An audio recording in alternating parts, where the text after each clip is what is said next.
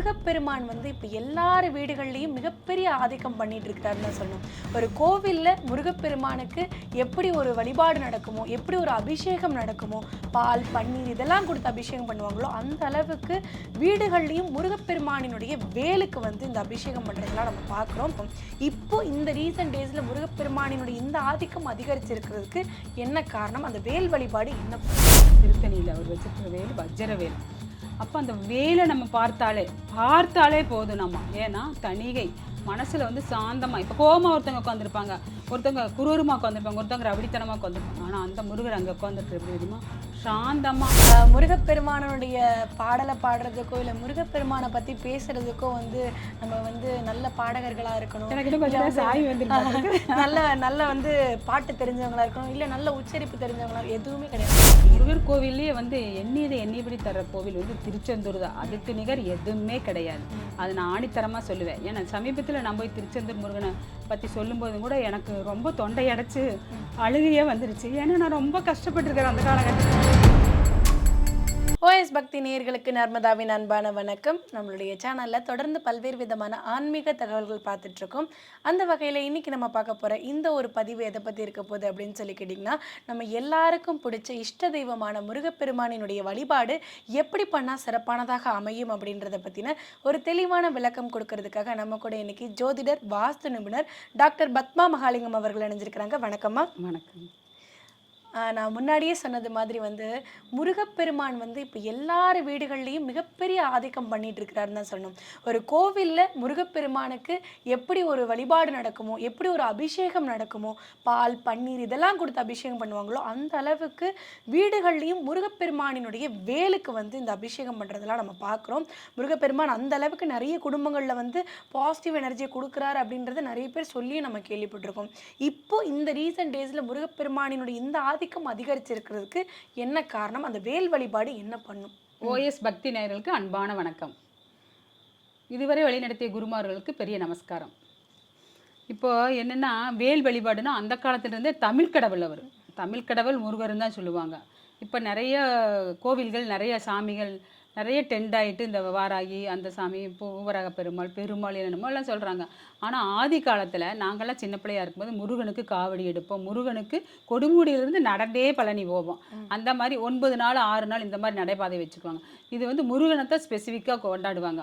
முருகனுக்கு காவடி கட்டியாச்சுன்னா முருகன் அந்த காவடி செலுத்துகிற வரைக்கும் தலைக்கு எண்ணெய் கூட போட மாட்டோம் நாங்கள்லாம். அப்படி தான் அந்த 6 நாள் விரதம் இருந்தால். அவர் வந்து பழமையான தமிழ் கடவுள். இப்போ ஏன் இப்படி டெண்ட் ஆச்சுன்னா, அது பின்னாடி முதல்ல எப்படி பிஸியாக கும்பிட்டு இருந்தோமோ அதே எப்பவுமே சொல்லுவாங்க, ஒரு முறை மாறிச்சுன்னா அடுத்த முறை வரும்போது அது மாதிரியே வந்துட்டுருக்கு அப்படின்னு. இப்போ ஃபேஷன் அப்படின்னு சொல்கிறாங்க. அந்த மாதிரி இது இப்போ அது பழையபடி இது ஃபேஷனாக மாறிடுச்சு. முருகர் இப்போ கும்பிட்றாங்க. இப்போ ஒன்றும் இல்லை, அந்த வேல் வழிபாடுங்கிறது நானே நிறைய பேருக்கு வேலை கொடுத்து நானும் வேலுக்கு வீட்டில் அபிஷேகம் பண்ணுவேன். செவ்வாய்க்கிழமை காலையில் 6 to 7 செவ்வாய் கோரையில் வேலுக்கு அபிஷேகம் பண்ணிடுவோம்.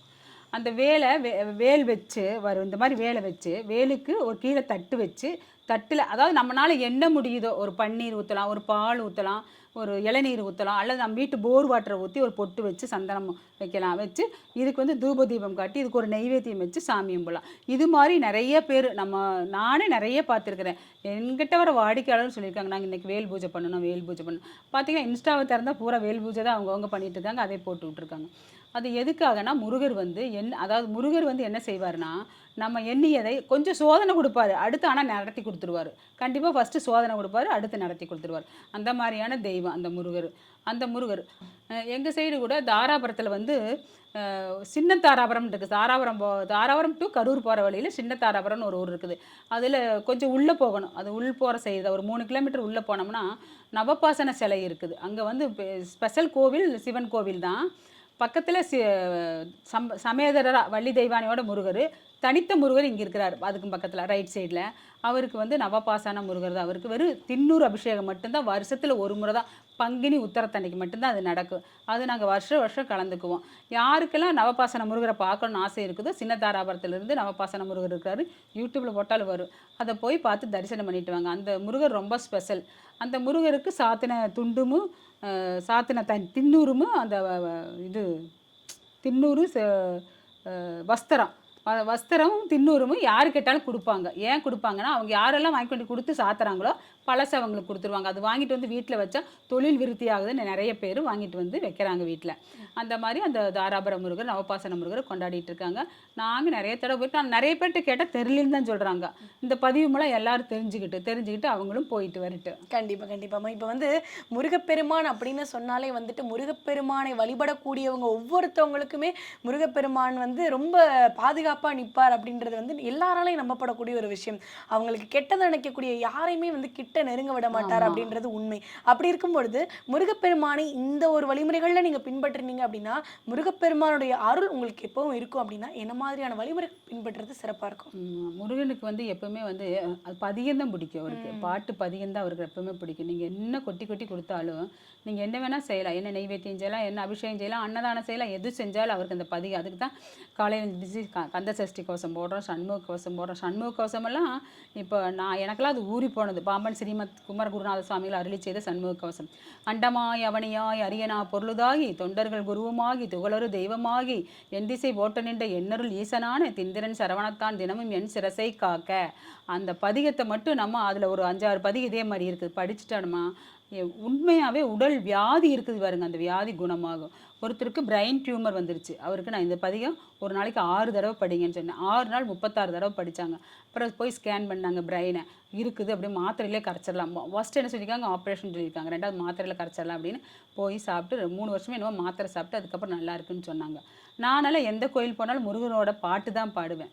அதில் எனக்கு இந்த ரொம்ப பிடிச்ச பாட்டு எதுன்னா, இந்த அழகெல்லாம் முருகனே அருளெல்லாம் முருகனே தெளிவெல்லாம் முருகனே தெய்வமும் முருகனே தெய்வமும் முருகனே பழஞான பசியாலே பழனிக்கு வந்தவன் பசியாரி நின்றவன் பழமுதிர்ச்சோலையிலே பசியாரி நின்றவன் அழகெல்லாம் முருகனே அருளெல்லாம் முருகனே.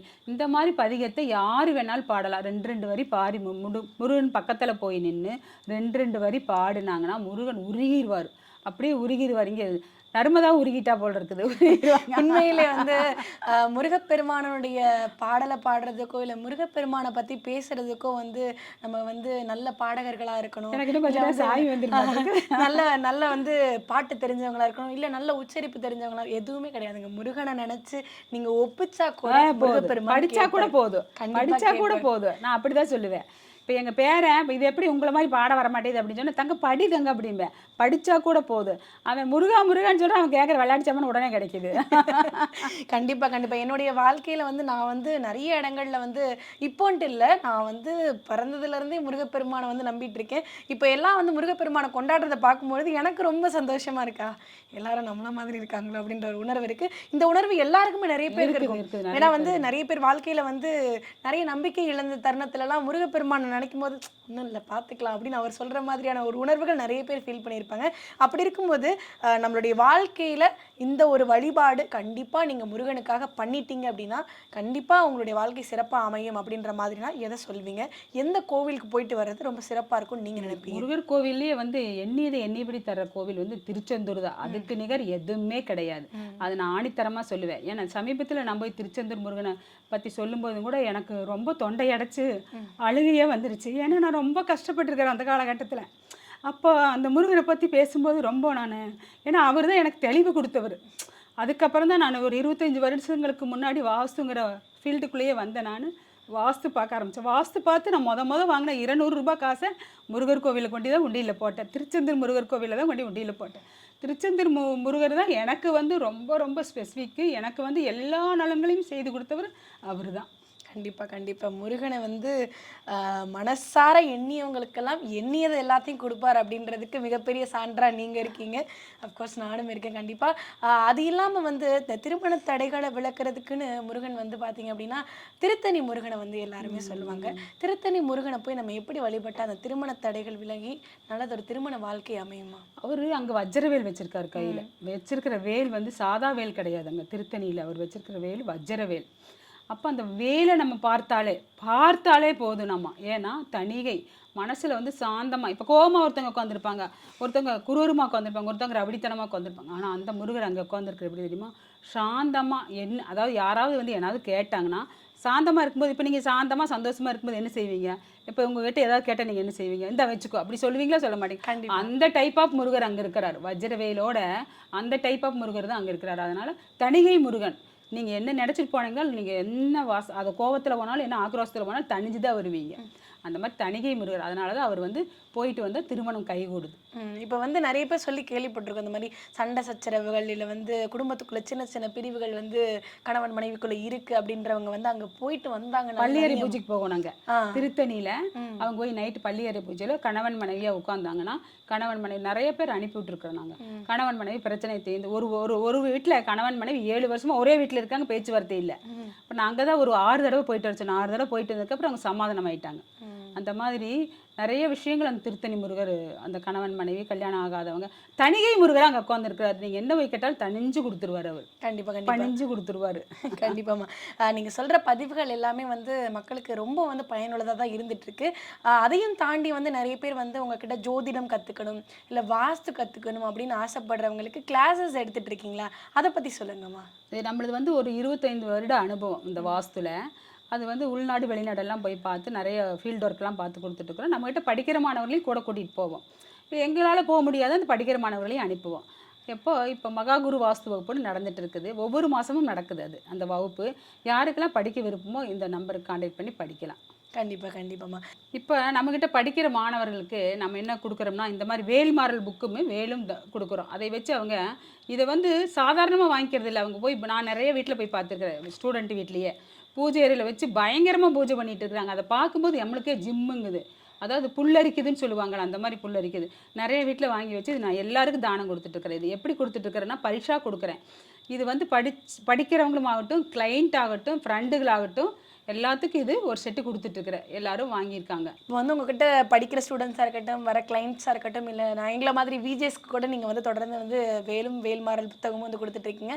கண்டிப்பாக வந்து இந்த புத்தகத்தை படிக்கிறது மூலமாகவும் வேல் பூஜை பண்ணுறது மூலமாகவும் அவங்களுடைய வாழ்க்கையில் நிறைய மாற்றங்கள் நிகழ்ந்துட்டுருக்கு. ரொம்ப சந்தோஷமாக ஒரு நல்ல பணியை தொடர்ந்து செஞ்சுட்ருக்கீங்க. கண்டிப்பாக இது பயனுள்ளதாக மக்களுக்கு அமையும் அப்படின்னு நாங்கள் நம்புகிறோம். ரொம்ப நன்றிமா. நன்றி, வணக்கம். இந்த நிகழ்ச்சியை பற்றிய உங்கள் கருத்துக்களை கீழிருக்கும் தொலைபேசி எண் மற்றும் மின்னஞ்சலில் தெரிவிக்கலாம்.